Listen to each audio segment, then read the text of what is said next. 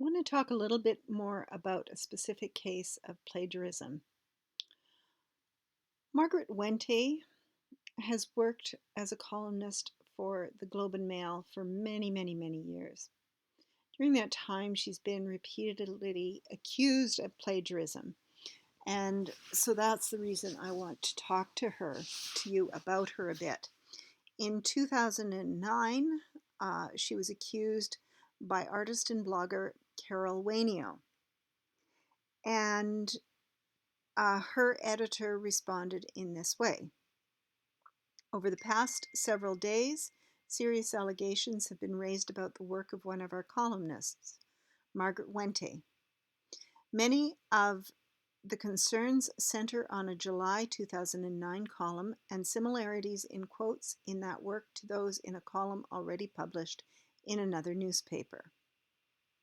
So I have drawn up a comparison so that you can see the kind of plagiarism that we're talking about here. So these are a couple of the examples of the quotes that she took from other articles and incorporated into her work. Now, no, she didn't do a direct copy and paste of the whole article. She has done this patch plagiarism. This is actually an easier form of plagiarism to do than you might think as a writer. When I was writing my book, Weaving a Malawi Sunrise, I realized that I accidentally did this as I was writing it. I caught myself, so that was good. But as I was writing, what I would do was I would often copy and paste from an article that I knew I wanted to quote from, and I'd put it in as a, a kind of reminder in my manuscript. And when I started working on Weaving a Malawi Sunrise, it was such a huge project. It was just overwhelming. And I might be able to carve out a couple of weeks where I had a lot of time, and then I'd get busy again, and I wouldn't come back to it for a few months, and then I'd carve out another month, and so on. So what ended up happening was when I had these spots of time, I would work like really aggressively on this manuscript, and then I'd leave it for a long period of time. And then I'd come back and I'd be a frenzy of writing again.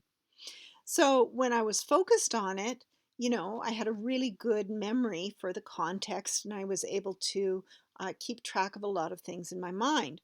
But when I would take time off and go away, and sometimes this was, at the last minute something would come up, I would sometimes forget what I'd done. So in the early days, I was pretty good about keeping track of my citations, but I'd have a few lapses here and there, and for the most part, it wasn't a problem. I'd do a copy and paste and know that I was going to get back to this today and, incorporate part of this into the piece that I was working on. And usually I was working at a chapter at a time on a specific subject, but I was often manipulating information and moving from research material to writing to interview material and so on. And I caught myself a couple times doing this where I would insert material and then I'd go off and I'd do something else and I'd come back a couple months later and I wouldn't remember where I'd gotten something from. And I caught myself, as I said, and realized what was happening. And so once I realized that this was a problem, I made sure that I always referenced everything. And I was really careful after that.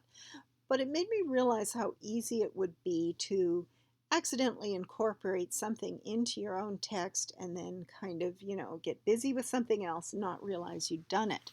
So I don't know if that's what happened with Margaret Wente. I suspect she was working on fast-paced material that she had to deliver on deadline.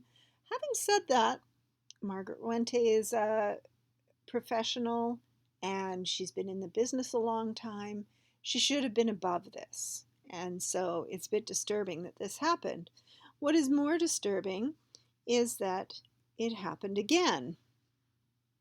And so the second set of accusations came in 2012, and I should say the second major set of accusations, because this was brewing for years and years, and it would kind of come and go. But this was the second major uh, set of accusations. And then, if that wasn't enough, again in 2016, there was another set of accusations. And I've done another comparison for you so that you can see half of new prescriptions uh, are being written for first-time users, It looks to me like she's gone in, based her article on another article, and then done some rewriting. So you can see that this is a problem. So her new editor in 2016 uh, wrote that it is unacceptable to represent another person's work as your own, and the editor-in-chief, David Wamsley, said this work fell short of our standards, something that we apologize for. It shouldn't have happened, and the opinion team will be working with Peggy to ensure this cannot happen again. So consider these questions. Did the Globe and Mail's editor handle the Wente scandal appropriately? Yes, I see my typo. I'm sorry. What are the consequences, if any, for the news industry if reporters and columnists are allowed to plagiarize repeatedly without meaningful repercussions to their careers? So this went on for at least a decade, these kind of comings and goings of accusations. And yet, Margaret Wente went on to write columns and columns and columns with no apparent, and I'll say apparent because I don't know what was going on inside, repercussions for her actions. So, what do you think about this? Should Margaret Wente have been fired as a result of one or more of these scandals? If she is working for a major national publication, does it set a bad example for other writers and other editors if she is allowed to continue with this behavior? So I'm going to give you a little bit of an update on this. This is interesting. Every time I teach this course, I go back and I check that, I've got the latest on these stories. Margaret Wente resigns from Massey College amidst controversy over past plagiarism and columns about race. So Wente had been given a position at Massey College, and this was in 2020, and almost immediately there was a petition forwarded amongst the students um, to get that position taken away. And it was for twofold reasons. There was a plagiarism, but also she has written some very controversial columns over the years on a number of highly charged subjects, including race. I believe that she was also criticized for some of her work on transgender issues too.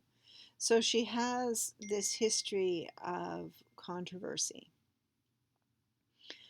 Now, interestingly enough, I went to the Globe and Mail to see if she was still writing for the Globe and Mail, and if you look at her profile on the Globe and Mail, it says that she's still writing for them, but her last column is in 2020, around the time of this Massey College debacle. So I don't think that she is actually still writing for them. I think that she's been quietly let go.